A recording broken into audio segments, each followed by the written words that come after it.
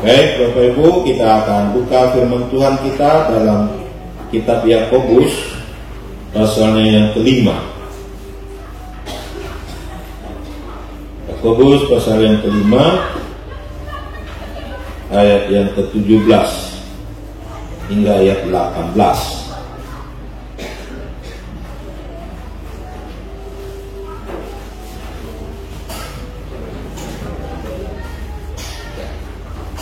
Kalau sudah dapat, mari kita baca Yakobus pasalnya yang kelima ayat 17 dan ayat 18.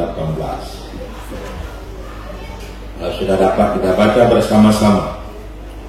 1, 2, 3. Elia adalah manusia biasa, sama seperti kita, dan ia telah bersungguh-sungguh berdoa supaya hujan jangan turun, dan hujan pun tidak turun selama di bumi selama 3 tahun dan 6 bulan. Lalu ia berdoa pula, dan langit pun menurunkan hujan, dan bumi pun mengeluarkan buahnya. Ya. Ayat firman Tuhan ini memang biasa banyak orang mulai dari ayat 15 ya, tentang orang benar yang berdoa. Memang orang benar berdoa akan menghasilkan kuasa yang besar, ya. Nah, kuasa yang besar.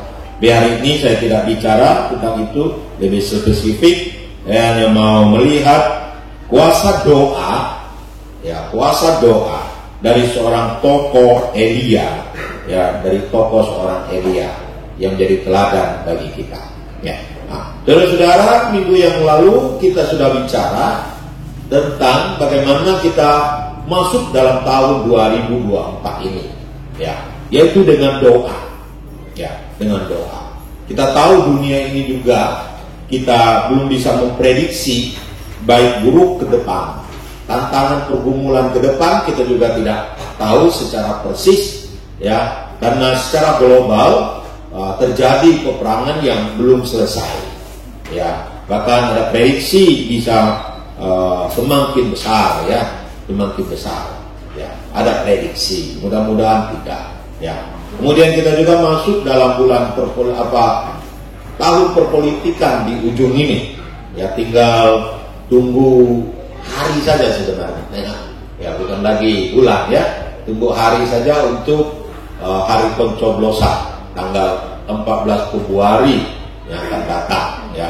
Nah, jadi tidak lama lagi, ya, akan ada pemilu yang akan kita lakukan, dan itu menentukan arah bangsa kita. Pemimpin-pemimpin dan wakil-wakil rakyat yang terpilih, ya, akan menentukan, akan membuat kebijaksanaan negara kita mau dibawa kemana nanti, ya.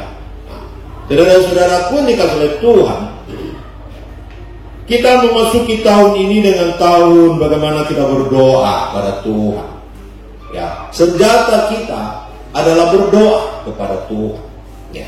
Tapi hari ini kita mau belajar bagaimanakah cara kita berdoa, sehingga doa kita bukan hanya asal bunyi. Orang banyak bisa berdoa, semua orang bisa berdoa, yang punya suara pasti bisa berdoa, bahkan orang bisu pun bisa berdoa dari hatinya. Ya. Tapi apakah doa itu membawa efek dalam kehidupan dia? Apakah doa itu dijawab oleh Tuhan? Apakah doa itu membawa kuasa, membuat mujizat terjadi dalam kehidupannya? Ini yang menjadi pertanyaannya. Ya. Saudara-saudaraku dikasihi oleh Tuhan, satu contoh dalam Alkitab dikatakan ada Nabi Elia yang berdoa kepada Tuhan. Sangat luar biasa. Dia berdoa kepada Tuhan. Dikatakan dia meminta hujan tidak turun ke bumi.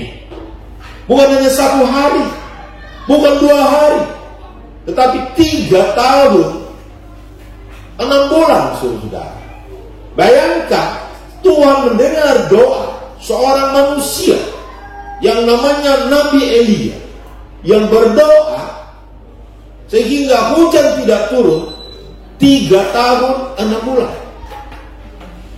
Ya, biasa ya saudara, kita berdoa supaya tidak hujan 1 hari, bisa saja. 2 hari mungkin bisa saja. Tapi kalau sampai 3 tahun, 6 bulan, itu sudah luar biasa sekali. Ya. Seandainya terjadi di Ketapang 3 tahun 6 bulan tidak hujan, kira-kira kita minum air apa lagi ya? Saya pikir Big 3 pasti sudah habis. Ya. Apalagi yang lain sudah habis. Ya. Produk lokal pasti sudah habis semua. Jangan-jangan air Sungai Pawon pun kita jadi asin sudah. Karena air laut pasti sudah menggantikan air sungai yang ada itu. Ya, karena air itu sudah tidak ada lagi. Nah, saudara-saudaraku dikasih oleh Tuhan, kita pasti kesulitan, kita pasti kesusahan ketika terjadi 3 tahun 6 bulan tidak hujan. Tetapi yang anehnya, Tuhan mendengar doa seorang anak manusia. 3 tahun 6 bulan hujan tidak turun. Amin. Nah, apakah doa kita masih bisa seperti itu? Tidak bisa, Pak. Dia kan nabi, bukan nabi. Tapi Alkitab di sini berkata, Elia adalah manusia biasa. Jabatannya saja nabi, tetapi dia juga tetap manusia, sama seperti saya dan saudara. Dia bisa. Kenapa kita tidak bisa? Ya, tapi saya nggak mau doakan 3 tahun 6 bulan supaya Ketapang nggak turun hujan. Nah, saudara-saudaraku yang dikasih oleh Tuhan, sekarang mau yang kita pelajari adalah rahasianya. Mengapa sampai Elia yang seorang manusia biasa bisa memiliki kuasa dalam doa yang seperti itu? 3 tahun 6 bulan tidak turun hujan. Kita ingin memiliki kuasa di dalam doa. Kita ingin doa kita didengar oleh Tuhan. Apakah kita bisa berdoa supaya toko kita ramai membludak? Saya pikir bisa saja. Apakah kita bisa berdoa supaya hasil pertanian kita hebat, luar biasa? Bisa saja. Peternakan kita ya luar biasa. Ternak babi kita bisa sampai lahirkan buahnya. Ya Pak Adol ya, mantap Pak Adol ini.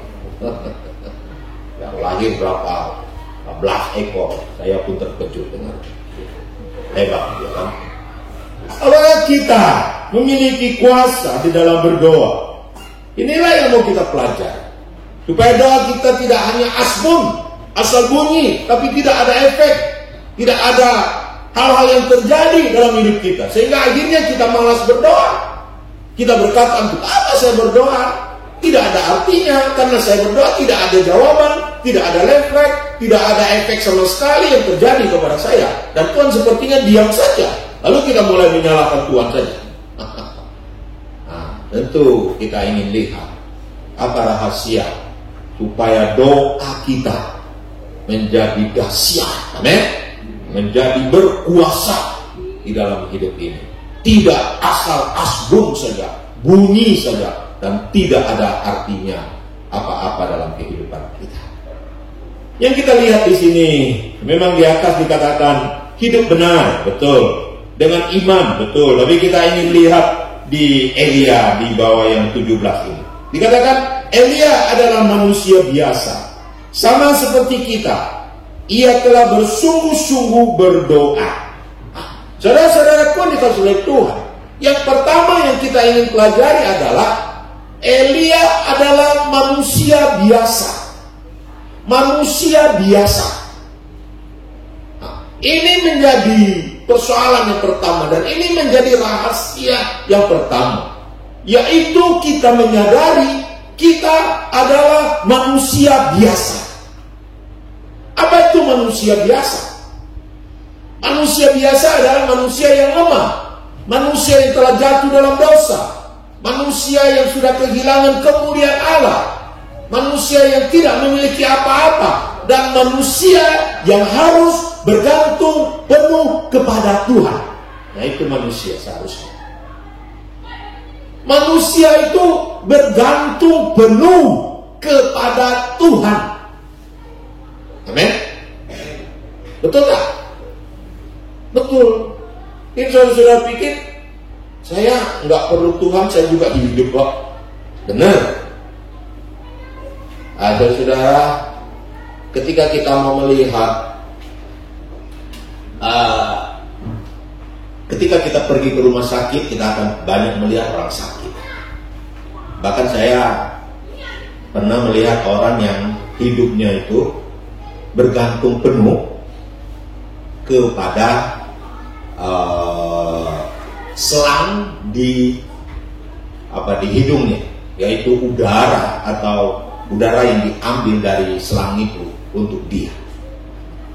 Jadi kalau itu dicabut saja 5 menit, 10 menit dia go ahead, tidak ada lagi. Artinya dia akan mati kalau tanpa itu selang itu. Jadi hidupnya bergantung penuh kepada selang itu, atau kepada uap itu, atau kepada oksigen itu. Dia tidak bisa hidup tanpa oksigen itu. Kita terlalu manja. Kita pikir hidup kita ini bisa berjalan dengan sendiri. Sebenarnya hidup kita itu sangat tergantung dengan oksigen itu. Nggak percaya? Nah, kalau ada yang mampu di sini, tahan napasmu 15 menit saja. Hidup atau mati, saudara. Kalau ada yang mampu lagi setengah jam. Mungkin sudah belajar kungtau, belajar semeti, belajar pernafasan, belajar tai chi, setengah jam saja. Kalau saudara tahan nafas dan tidak boleh bernafas, sebentar saudara akan pingsan dan mati. Saya mempelajari orang yang digantung, orang yang dibunuh digantung, atau hukuman mati gantung. Mengapa hukuman mati gantung itu orang mati bisa mati? Karena lehernya masih ada, kan?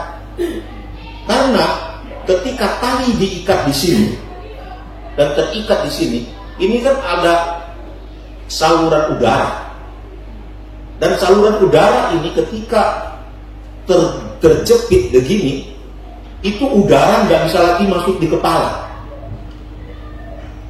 Dan ketika udara tidak bisa dimasuk di kepala dan sebaliknya berputar, orang itu akan peredaran darahnya bisa menjadi kacau balau dan dia bisa mati gara-gara kekurangan oksigen. Kekurangan oksigen akan mati. Saya pernah dikasih kesaksian seorang hamba Tuhan, pendeta, sekarang sudah jadi pendeta. Dia pernah mencoba membunuh diri dan dia coba gantung diri, hampir mati. Karena ketika ketika udara tidak ada lagi, kepalanya menjadi besar dan menjadi keras, dan dia hampir seperti mau pecah kepalanya. Tapi di detik-detik terakhir dia ditolong dan tidak jadi mati. Ada yang mencoba, jangan dicoba ya. Bahaya sekali, jangan dicoba. Ya, jangan dicoba ya. Saudara-saudaraku dikasih oleh Tuhan, sebenarnya hidup kita tergantung penuh kepada udara yang kita hirup. Sedangkan kita tahu dalam Yohanes pasal pertama, Allah adalah pencipta dari segala sesuatu, dan tidak ada sesuatu pun yang jadi tanpa Allah. Jadi Yesus adalah pencipta segala sesuatu, termasuk udara yang kita hirup. Itu adalah ciptaan Tuhan. Kalau Tuhan mau tarik udara itu dari muka bumi ini, Bisa saja Tuhan mau buat udara itu tidak ada di muka bumi tiba-tiba. Bisa saja. Banyak orang yang kadang-kadang ingin absen dengan Tuhan. Pikir kalau Tuhan absen dengan dia bahaya. Ya, absen dulu ya Pak ke gereja. Absen dulu ya membaca Alkitab. Absen dulu ya Tuhan. Absen dulu ya melayani. Absen dulu lah ini. Pokoknya absen dengan Tuhan deh. Kalau satu kali Tuhan bilang, saya absen memberkati engkau dengan udara. Gak usah lama, setengah jam saja. Hack kita. Saudara-saudaraku dikasih oleh Tuhan, kita harus menyadari hidup kita adalah manusia biasa. Kita adalah manusia biasa yang bergantung penuh kepada Tuhan. Sehingga doa-doa kita menjadi doa yang berserah penuh kepada Tuhan. Bukan doa yang memerintah Tuhan. Berdoa memang perlu iman. Tapi iman bukan memerintah Tuhan. Iman adalah percaya kepada kuasa anugerah Tuhan, firman Tuhan, pribadi Tuhan, dan seterusnya. Tetapi iman juga menyatakan kita berserah penuh kepada Tuhan. Itulah iman kita. Saudara-saudara pun dikasih oleh Tuhan. Inilah yang membuat doa semakin berkuasa. Semakin kita bisa menyadari siapa kita, manusia biasa, manusia yang tidak mempunyai apa-apa, manusia yang sangat-sangat terbatas, manusia-manusia yang hanya seonggok daging dan seperti cacing, seperti ulat, seperti debu, seperti air dalam timba. Ketika kita mampu menyadari dan sampai tahap seperti itu, bahkan kita adalah nol di hadapan Tuhan, disitulah kuasa Allah akan dinyatakan. Amin. Karena Alkitab berkata, ketika engkau mampu merendahkan diri serendah-rendahnya di hadapan Tuhan, maka saat itulah tangan Tuhan akan mengangkat engkau setinggi-tingginya. Amin. Nah, saudara-saudaraku yang dikasihi oleh Tuhan, kuasa doa ditentukan bagaimana penyerahan sepenuhnya kita kepada Tuhan. Kesadaran kita sebagai manusia yang tidak ada apa-apanya, manusia yang sangat-sangat terbatas dan tidak ada apa-apa. Hari-hari ini terjadi perang di sana sini. Ketika bom meledak, saya pikir, aduh, manusia sehebat apapun, ketika dia berada di dalam gedung itu, tiba-tiba bom itu meledak, menghantam rumah itu. Jadi apa itu manusia?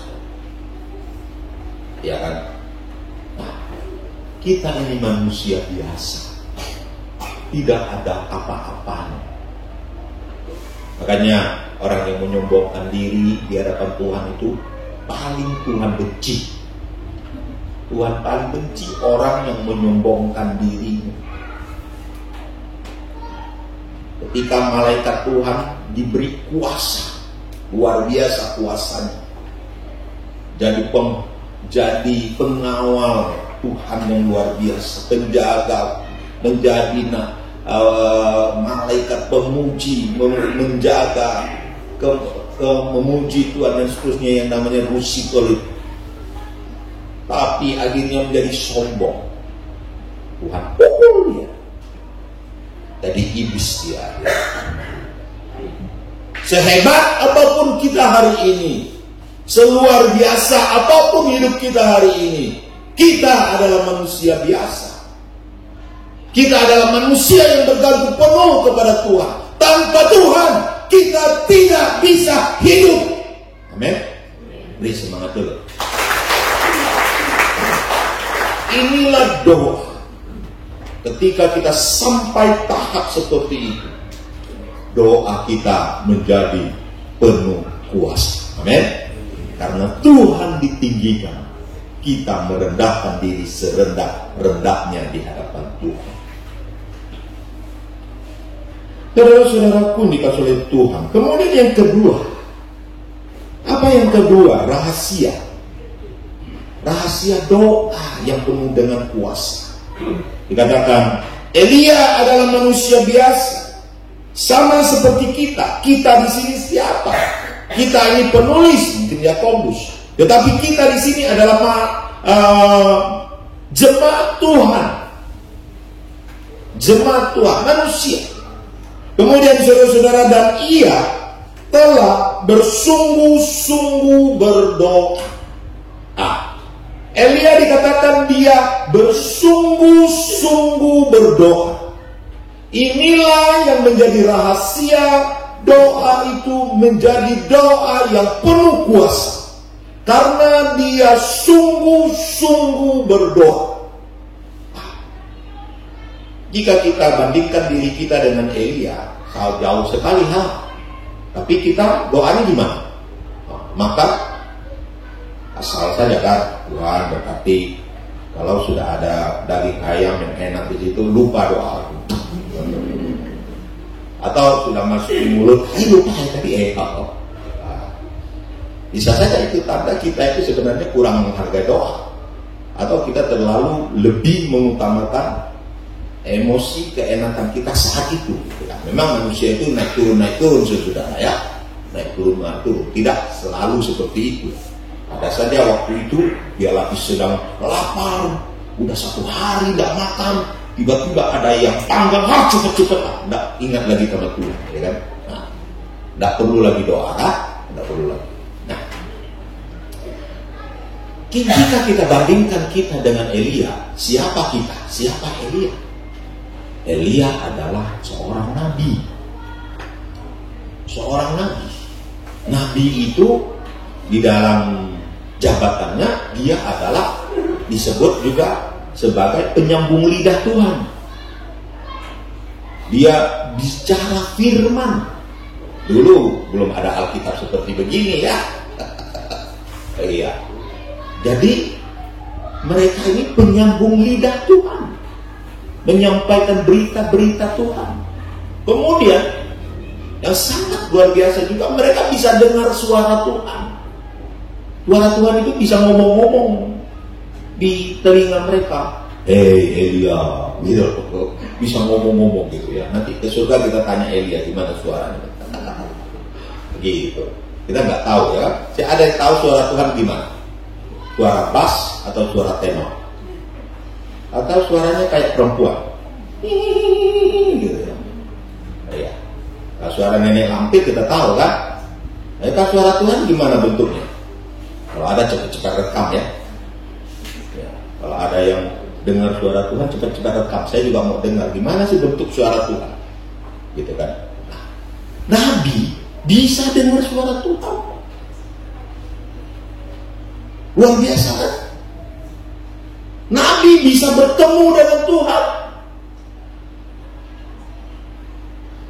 Dia mempunyai hubungan yang sangat akrab, yang sangat indah dengan Tuhan. Kita tahu Nabi Elia ini diangkat oleh Tuhan ke surga loh. Dia tidak mati loh. Ini menandakan Elia begitu akrabnya dengan Tuhan, sampai dia diangkat oleh Tuhan ke surga tanpa mengalami kematian. Elia berarti ini orang istimewa loh, orang yang hebat loh, orang yang luar biasa loh. Secara rohani di hadapan Tuhan. Amin. Tetapi seorang yang hebat dan luar biasa ini, dan memiliki pengalaman rohani dengan Tuhan yang sangat luar biasa ini, tetap sungguh-sungguh berdoa. Amin. Gimana hubungan kita dengan Tuhan? Oh, jauh sekali dengan seperti Elia. Tapi kita dengan Tuhan doanya gimana?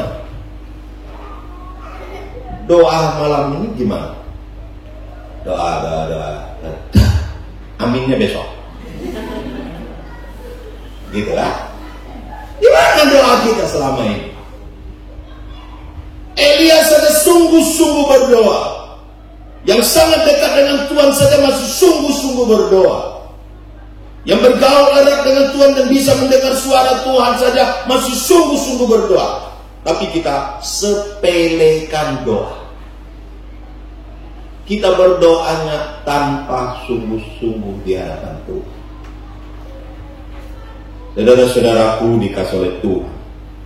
Bagaimana? Apa indikasi sungguh-sungguh berdoa? Tentu kita ingin lihat contohnya juga ya, supaya kita mengerti. Oh, inilah yang disebut dengan sungguh-sungguh berdoa. Bukan hanya kata-katanya. Sungguh-sungguh. Ya, apa arti sungguh-sungguh, Pak? Gimana contohnya sungguh-sungguh, Pak? Ya, Elia sendiri sebagai contohnya. Nah, kita tahu, memang di awal ketika Elia minta hujan tidak turun, tidak ada tindakan yang bisa kita pelajari terlalu dalam doa dia. Ya, dia memang berdoa, tapi tidak dijelaskan dalam Alkitab terlalu bagaimana tindakannya. Tetapi ketika dia minta hujan tidak turun, supaya hujan turun, ya setelah 3 tahun 6 bulan itu dia berdoa supaya hujan turun. Itu ada tindakan. Nah, di situ kita bisa pelajari bahwa kalau tindakan akhir begitu, pasti tindakan awal juga ada. Gitu kan? Nah, ketika itu dia berdoa, menyuruh hujannya melihat. Apakah itu ada tanda-tanda hujan akan datang? Dan hujan tidak datang. Kemudian dia berdoa lagi. Ketika dia berdoa lagi, dia naik lagi dan dia minta lihat lagi apakah sudah ada tanda hujan akan datang.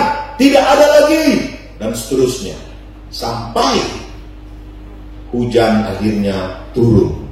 Dan tanda itu juga diberikan ketika ada sebuah telapak tangan yang naik. Dan akhirnya hujan turun.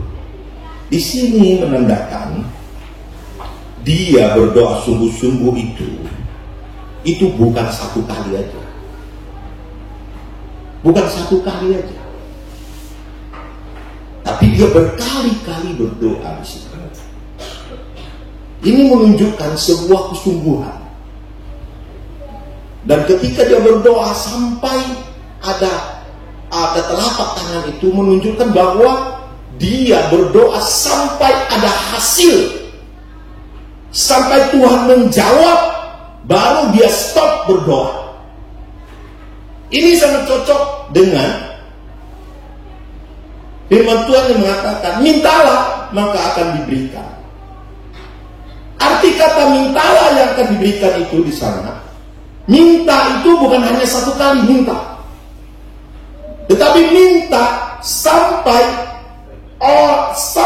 kita mendapatkan hasil. Itu dia.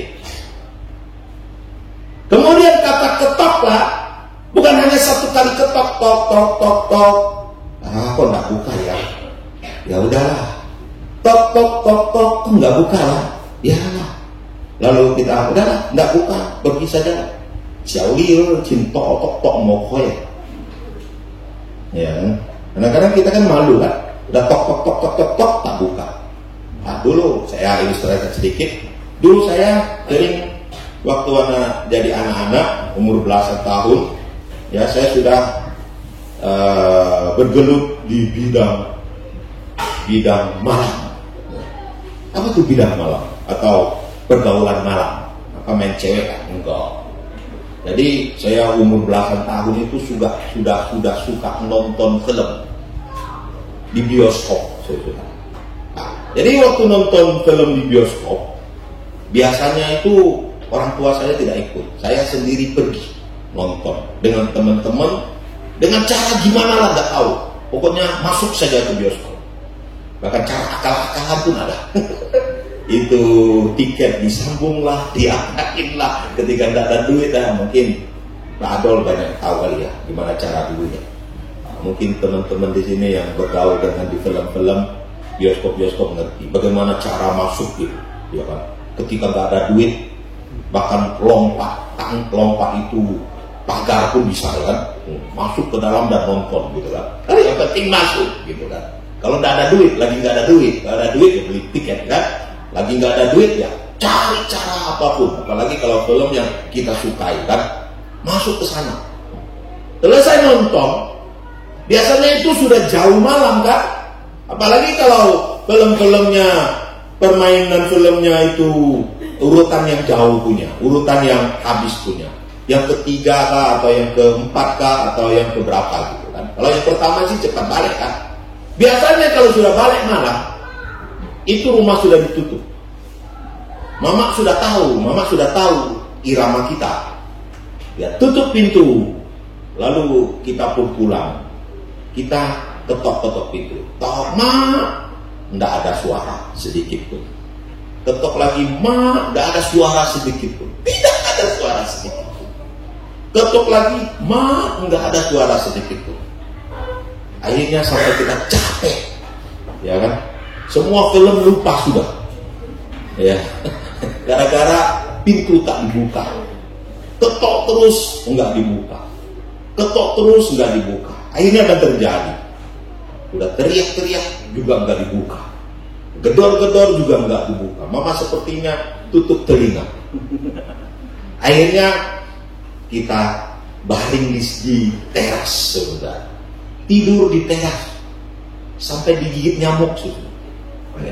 Digigit nyamuk. Aduh, bangun lagi. Bangun, ketok lagi. Ketok lagi. Lalu nanti sudah capek nggak buka, tidur lagi, ketok lagi. Kenapa kita ketok terus? Saya punya family, saya punya bibi, saya punya paman, saya punya teman. Saya bisa saja pergi ke teman saya, tidur di sana. Saya bisa saja pergi ke bibi saya, tidur di sana. Saya bisa saja ke rumah paman saya untuk tidur di sana. Kenapa saya ketok terus? Karena saya tahu mama saya sayang sama saya. Saya tahu mama saya tidak mau saya menderita. Saya tahu dia pasti buka pintu untuk saya. Amin. Memang benar. Ketika ketok, biasanya sejam, 2 jam, 3 jam pasti dibukanya untuk saya. Ya, akhirnya dengan hati melas kita masuk ke dalam. Kenapa mama seperti itu? Dia juga kasihan dengan kita. Ketika kita di luar, dia tahu kita digigit nyamuk. Ketika kita di luar, dia tahu, apalagi kalau hujan begini, dia tahu kita kedinginan di sana. Dia tahu. Akhirnya dia buka pintu untuk kita. Amin. Sama juga kita dengan Tuhan. Tuhan akan membuka pintu bagi kita. Tuhan akan membuka jalan bagi kita. Tuhan akan memberi apa yang kita minta kepadanya. Walaupun kadang-kadang itu tidak mie instan langsung jadi. Amin. Karena dia tahu posisi kita. Dia tahu hidup kita. Dia mengerti penderitaan yang sedang kita alami. Tapi di sini kita perlu ada kesungguhan. Kesungguhan di dalam berdoa. Kesungguhan di dalam meminta. Kesungguhan di dalam mengetok. Kesungguhan di dalam mencari. Sampai mendapatkannya. Sampai Tuhan menjawab apa yang terbaik bagi saya dan saudara. Jangan cepat menyerah. Kasih tahu kiri kanan. Jangan cepat menyerah. Iya. Jangan cepat menyerah. Jangan cepat menyerah. Iya kan? Ada lagu kan? Ku tak akan menyerah apapun yang terjadi. Ya. Saudara-saudara pun dikasih Tuhan. Ketika Yesus mau disalibkan di atas kayu salib, dia berdoa di Taman Getsemani. Berapa kali Yesus berdoa di Taman Getsemani? 3 kali. Doa yang bagaimana? Doa yang sama. 3 kali dia berdoa dengan doa yang sama di hadapan Tuhan, di hadapan Allah Bapa. Kalau kita mau tanya siapa Yesus, apakah kita lebih hebat dari Yesus? Tidak, jauh sekali. Seperti langit dan bumi posisi kita. Walaupun Yesus sebagai manusia sejati, kita juga tetap kalah jauh. Tapi kita begitu meremehkan Tuhan. Doanya hanya 1 kali, tidak dijawab, ya sudah. Berarti kalau tidak sungguh-sungguh berdoalah. Kemudian doa yang sungguh-sungguh juga kadang-kadang menyita waktu kita yang cukup, waktu kita yang banyak. Kadang-kadang kita hanya memiliki waktu untuk doa itu gampang saja. 5 menit, 2 menit, 3 menit, selesai.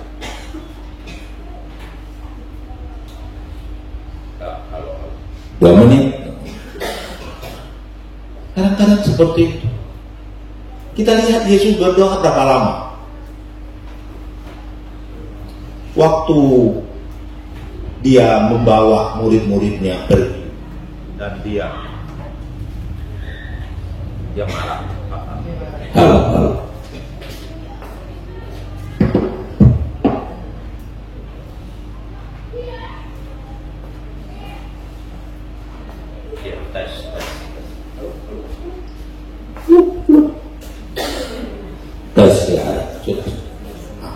Ketika Yesus bawa murid-muridnya untuk berdoa, ketika dia datang kepada murid-muridnya, murid-muridnya lagi apa? Tertidur. Lalu Yesus berkata, tidak sanggupkah kamu berjaga-jaga dengan aku 1 jam? Berarti Yesus berdoa berjam-jam. Amin. Bukan berdoa hanya 5 menit, 2 menit saja. Yesus berdoa berjam-jam. Sampai muridnya pun tidak bisa lagi menunggu dia. Sampai mereka tertidur dalam menjaga Yesus atau menunggu Yesus. Sampai tertidur. Ya. Berarti lama doa. Tapi doa kita sekarang ini lama atau cepat? Gimana Pak mau lama Pak? Saya mau ngurus ini, mau ngurus itu. Banyak pekerjaan Pak. Banyak sekali. Ya saya juga bilang, siapa yang bilang gak banyak pekerjaan di dunia ini? Banyak sekali lah. 24 jam hidup kita dalam sehari. Banyak sekali pekerjaan yang kita bisa buat. Bahkan gak ada pekerjaan, cari pekerjaan pun ada. Betul? Cari pekerjaan. Betul. Nah, ibu-ibu sudah tidak ada pekerjaan, dia mulai gosok kukunya kan. Dan pekerjaan juga kan.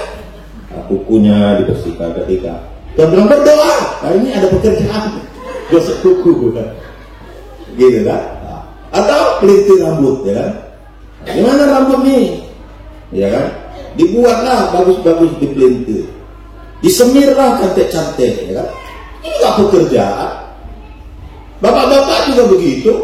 Nggak ada pekerjaan, cari pekerjaan. Ya, udahlah.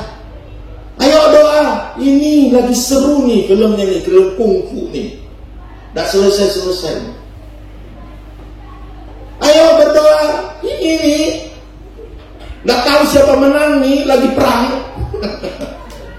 Ini berita nih lagi hangat nih. Ini nih debat presiden nih malam ini nih. Ya kan, debat presiden, betul tak? Nah, ini gimana nih? Gitu. Banyak pekerjaan di dunia ini. Apapun bisa kita buat untuk buat sebuah kesibukan. Ya. Tapi sebenarnya kita harus bagaimana memilah. Seorang yang berhasil dalam hidupnya adalah dia mengetahui apa yang terpenting, apa yang tidak penting dalam hidup dia. Kalau dia bisa melakukan yang terpenting dalam hidup dia, maka dia akan berhasil. Tapi kalau dia terjebak dengan pekerjaan-pekerjaan yang tidak penting, maka hidupnya akan hancur. Ingat statement saya ini. Makanya saudara-saudara pilih dalam hidupmu apa yang terpenting yang harus engkau lakukan dalam hidup ini. Amin. Amin. Amin. Apa yang terpenting? Tidak lain dalam konteks kita malam ini, kita berdoa. Ketika kita sungguh-sungguh berdoa, maka mujizat Allah akan terjadi, kuasa Allah akan terjadi dalam hidup ini. Apa yang sulit akan dimudahkan. Kemudian sungguh-sungguh berdoa itu juga mengidentikan kita lebih mengutamakan doa itu sendiri daripada yang lain. Ketika Yesus datang kepada murid-murid, mereka tertidur semua. Yesus bertanya kepada mereka, tidak sanggupkah kamu? Mengapa? Karena Yesus lebih mengutamakan doa daripada tidur waktu itu. Yesus juga seorang manusia. Dia juga capek. Dia juga lemah. Bandingin, murid-muridnya 12 orang. Memang yang dibawa waktu itu bukan 12. Hanya Petrus, ada 3 orang saja kalau tidak salah. Tapi dalam berbagai kasus banyak, bukan hanya 1. Tapi paling tidak 3 orang yang ikut. Mereka tertidur. Apakah Yesus tidak perlu tidur? Yesus juga perlu tidur. Yesus juga capek. Bahkan kalau kita berkata dia itu capek. Bahkan murid-muridnya ketika di atas perahu, Yesus tertidur di belakang karena capeknya pelayanan. Ya. Capek pelayanan itu, sehingga dia tertidur. Saudara-saudara, pekerjaan dengan otak, dengan pekerjaan dengan tenaga, pekerjaan otak itu lebih cepat mencapaikan dan membuat kita tidur. Amin? Betul? Coba saudara baca buku, baca Alkitab lah. Tidak sampai 1 jam 2 jam sudah capek kan? Udah mau tidur matanya kan? Gitu kan? Coba kalau nyangkul, main bola, bisa berjam-jam, bisa setengah hari kita main bola, tidak apa? Tidak tertidur. Ada yang orang tertidur sambil main bola? Tidak ada. Gitu. Tapi kalau baca Alkitab, tidak sampai sejam sudah tertidur lah kita. Tahu 1 jam kita sudah capek mata kita. Pekerjaan otak lebih membuat kita gampang tertidur karena saraf-saraf mata kita. Yesus capek. Yesus capek karena dia harus mengajar. Dia harus memberitakan firman setiap hari. Sudah berjalan dari kampung ke kampung, ke kota, dia capek. Tapi ketika dia berdoa, dia masih memberikan waktu yang luar biasa di dalam doa. Murid-murid tertidur. Ini artinya adalah bukan Yesus lebih hebat fisiknya dari murid-murid, tidak. Sama. Bahkan kalau kita lihat di situ, mereka juga sama. Umur-umur mereka juga sama. Bukan Yesus sudah tua dari mereka muda, enggak juga. Umur-umur mereka sama. Tapi Yesus lebih mengutamakan doa daripada tidur waktu itu. Amin. Bahkan ketika Yesus, Alkitab berkatakan pagi-pagi benar, Yesus sudah bangun dan Yesus pergi berdoa. Nah, sekarang kita ada yang pagi-pagi bangun. Kadang-kadang kita malu dengan tetangga-tetangga kita. Mereka sudah bangun, kita masih ngorok. Gitu ya. Mana doa kita? Apakah kita sungguh-sungguh berdoa? Ya, orang yang sungguh-sungguh berdoa, dia memberi waktu yang cukup di dalam doa. Contoh kuasa doa Di Korea ada namanya Paul Dong Gicho, seorang pendeta besar lah di sana, yang punya umat itu bukan lagi 100, 200, tapi sudah ribu, bukan hanya ribu, bahkan juta saudara umat dalam gereja itu. Dan Paul Dong Gicho berkata, kita harus berdoa setiap hari minimal 1 jam berdoa. Nah, sekarang kita bertanya berapa lama kita berdoa? Martin Luther berdoa setiap hari. Siapa Martin Luther? Kalau tidak ada Martin Luther, mungkin kita tidak memiliki aliran Protestan seperti begitu. Mungkin kita pun pusing dalam keselamatan kita. Martin Luther berdoa setiap hari, berjam-jam dia berdoa di hadapan Tuhan. Banyak tokoh-tokoh gereja Tuhan yang membuat reformasi yang luar biasa. Itu mereka mulai dari kamar doa. Bahkan ada yang sampai di kamar doanya itu sampai lubang karena berlutut. Bahkan ada seorang pendeta digelari sebagai lutut itu seperti lutut jerapah ya, unta, karena itu lututnya itu tebal sekali. Itu akibat karena doa yang berjam-jam di hadapan Tuhan. Kita ingin sesuatu, kita akan kehilangan sesuatu. Itu prinsip. Jika kita ingin dapat durian, kita akan kehilangan duit. Kecuali dikasih sama Pak Adol atau dikasih sama Pak Teddy, karena dia ada itu pohon durian di Sukadana, gitu kan.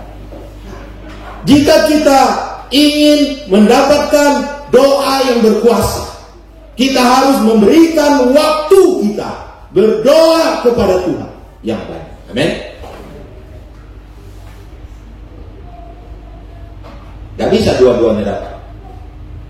Waktu tak dikasih, tapi doanya datang sendiri, kuasanya datang sendiri, nggak bisa.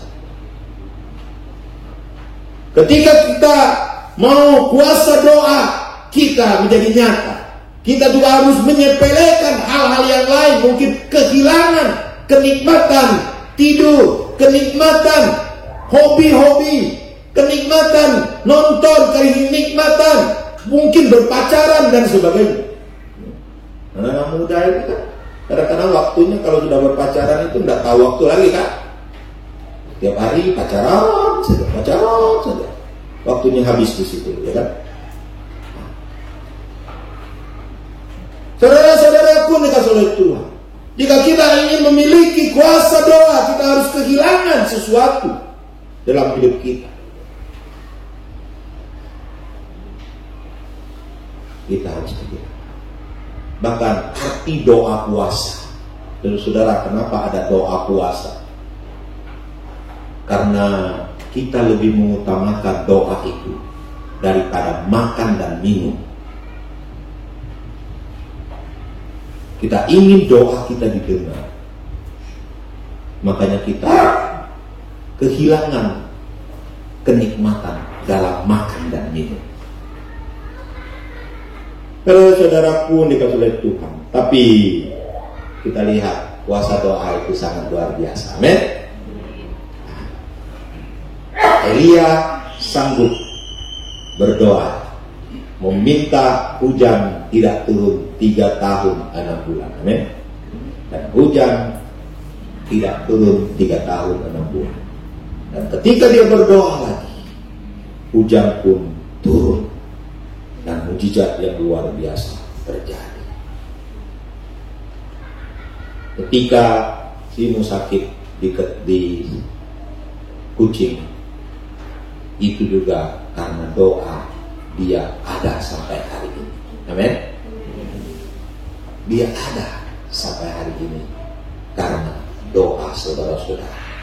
Doa kita bersama, dia ada sampai hari ini. Apa yang mustahil bagi manusia? tidak mustahil bagi Tuhan. Kiranya Tuhan Yesus memberkati kita semua pada malam hari. Mari kita bangkit berdiri, kita berdoa.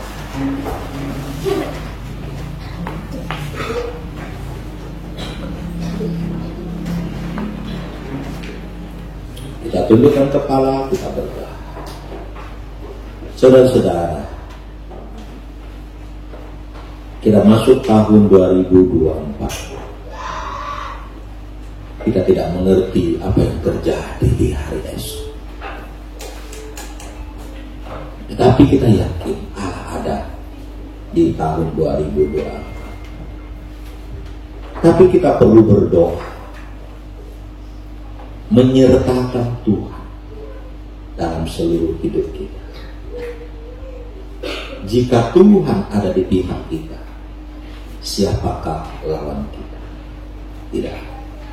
Jika Tuhan ingin memberkati kita, iblis manakah yang bisa menghalangi berkat Tuhan untuk kita? Kekayaan, kehormatan ada di tangan Tuhan. Tidak sanggupkah Dia memberikannya kepada kita? Pelitkah Dia?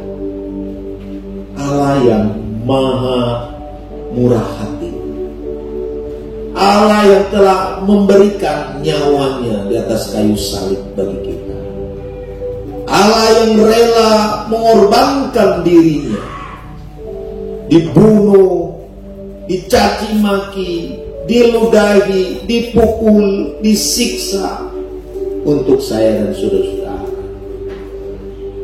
Kita juga yakin Allah juga bisa memberikan yang lainnya kepada kita. Tetapi kita dituntut untuk berdoa. Berdoa dan berdoa dengan sungguh-sungguh. Berdoa dengan iman yang kuat. Berdoa dengan hidup yang benar.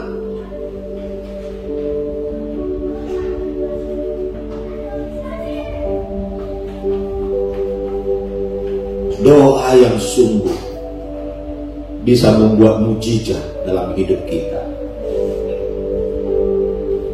Mungkin tokomu sepi hari ini, Tuhan pun bisa membuat dia menjadi ramah. Mungkin engkau punya masalah-masalah pribadi, Tuhan pun bisa menyelesaikan persoalan. Mungkin engkau mempunyai sakit penyakit yang mungkin menurut dokter sulit disembuhkan, tetapi bagi Tuhan itu gampang saja. Tidak ada yang sukar bagi Tuhan. Tapi kita perlu bersungguh berdoa di hadapan Tuhan. Bagaimanakah?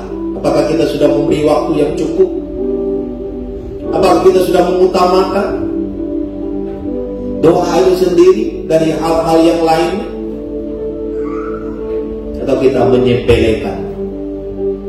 Kita berkata, saya lebih hebat dari Elia, saya lebih hebat dari Tuhan Yesus, saya tidak perlu doa, saya juga bisa hidup di dunia ini. Terbalik, saudara-saudara, dan engkau akan menyesalinya satu kali statementmu yang salah itu. Dan satu kali engkau akan berkata, tanpa Tuhan saya tidak bisa hidup. Tapi jika persoalan sudah terlalu besar, mungkin juga itu sudah menjadi keterlambatan ketika engkau datang pada Tuhan. Walaupun bagi Tuhan tidak ada yang terlambat. Haleluya.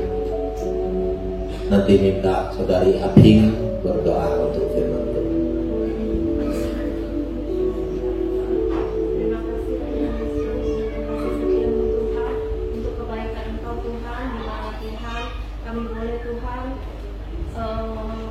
Masuk di tahun 2024 ini Tuhan, kami percaya Tuhan itu karena kasih setiamu Tuhan, karena anugerah-Mu yang begitu besar yang Kau limpahkan bagi kami ya Bapa.